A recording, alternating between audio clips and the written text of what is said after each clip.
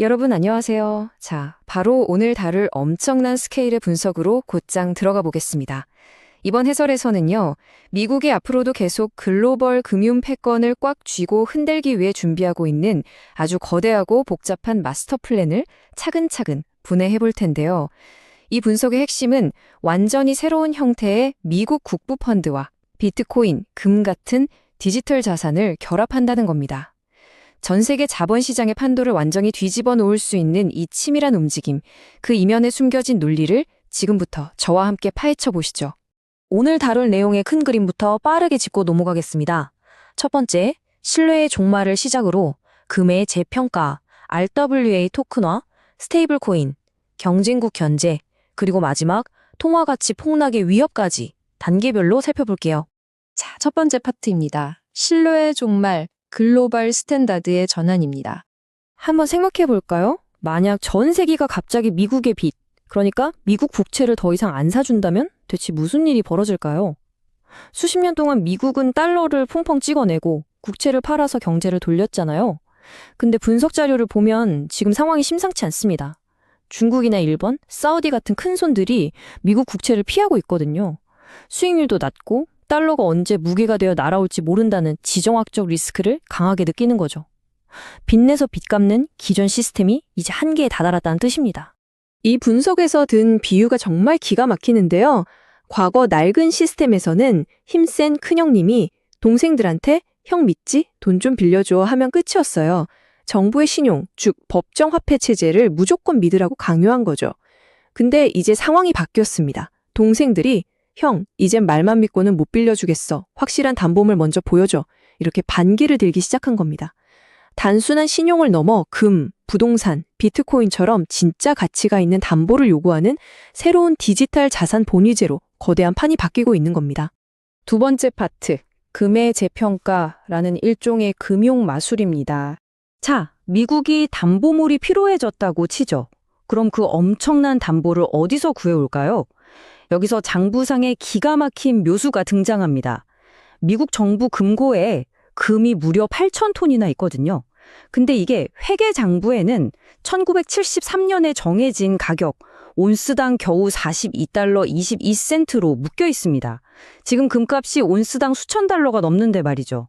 만약 미국 재무부가 이 금의 가치를 현재 시장 가격인 4,500달러 이상으로 재평가해버리면 어떻게 될까요? 말 그대로 호공에서 1조 2천억 달러 이상의 자산 가치를 마법처럼 만들어내는 겁니다. 숨겨진 잭팟이 터지는 거죠. 그런데 지금 미국 내부 상황이 좀 꼬여 있습니다. 연준은 인플레이션 잡겠다고 시중에 돈을 걷어들이면서 허리띠를 졸라매려 하는데 반대로 재무부는 당장 정부 굴려야 하니까 돈을 더 풀고 싶어 하거든요. 완전히 정반대 목표를 가지고 싸우고 있는 거죠.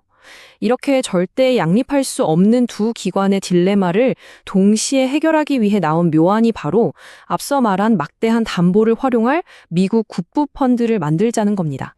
이어서 세 번째 파트, RWA 토큰화의 마법입니다. 막대한 실물 자산을 모았다고 쳐도 여전히 큰 문제가 하나 남습니다.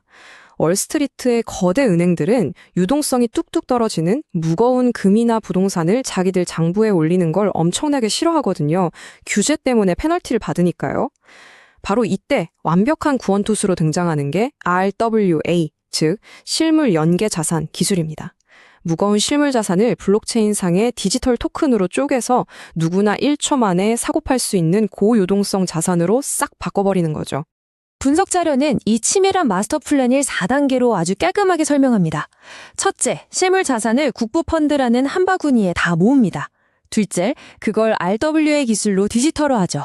셋째, 미국 정부는 소유권은 그대로 준 채 그 디지털 자산을 담보로 새로운 채권을 발행합니다.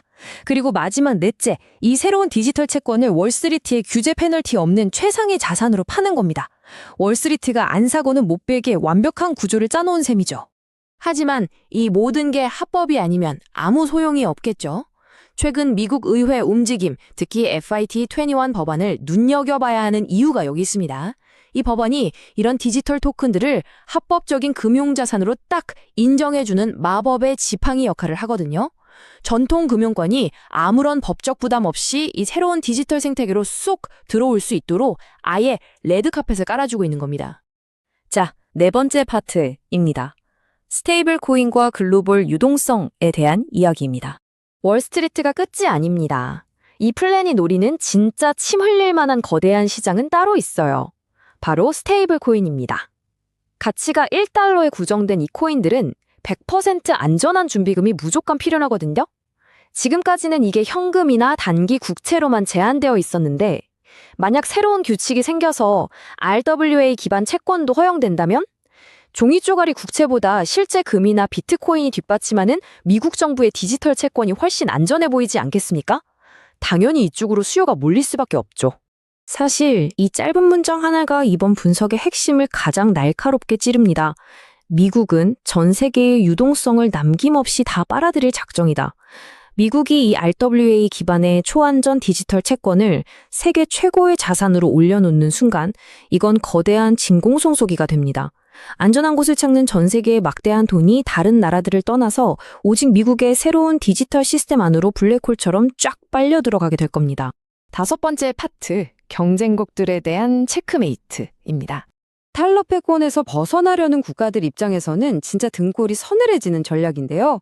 분석에 따르면 미국은 블록체인의 투명성을 아주 무섭게 무기화할 수 있습니다. 서구 시스템 안에서 확실하게 인증된 금은 가치를 100%다 쳐주지만 중국이나 러시아가 은밀하게 모은 금은 출처가 불분명하다면서 가치를 50%, 심지어 80%까지 후려치거나 아예 거래를 막아버릴 수 있다는 논리입니다. 이게 완전 지정학적 유도 기술이에요. 경쟁국들이 달러 버리겠다고 막대한 돈을 들여서 실물 금을 사들이잖아요? 그럼 수요가 몰리니까 글로벌 금값이 폭등하겠죠? 근데 금값이 오르면 누가 제일 좋을까요?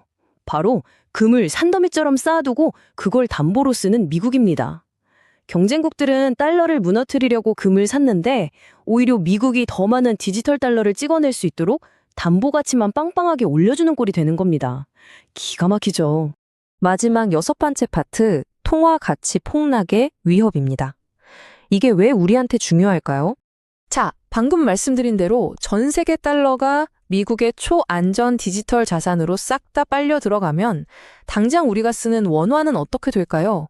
글로벌 자본이 미국으로 돌아가 버리니까 당연히 우리 통화 가치는 뚝뚝 떨어지겠죠? 환율이 1,500원대를 뚫고 올라가는 이런 현상들이 그냥 우연이 아닙니다. 미국의 금융 방어막이 철용성처럼 두꺼워질수록 다른 나라들은 극심한 자본 유출과 통화 가치 하락에 시달릴 수밖에 없는 아주 구조적인 위협이 현실로 다가오고 있는 겁니다. 여기서 분석 자료가 아주 무서운 경고를 던집니다.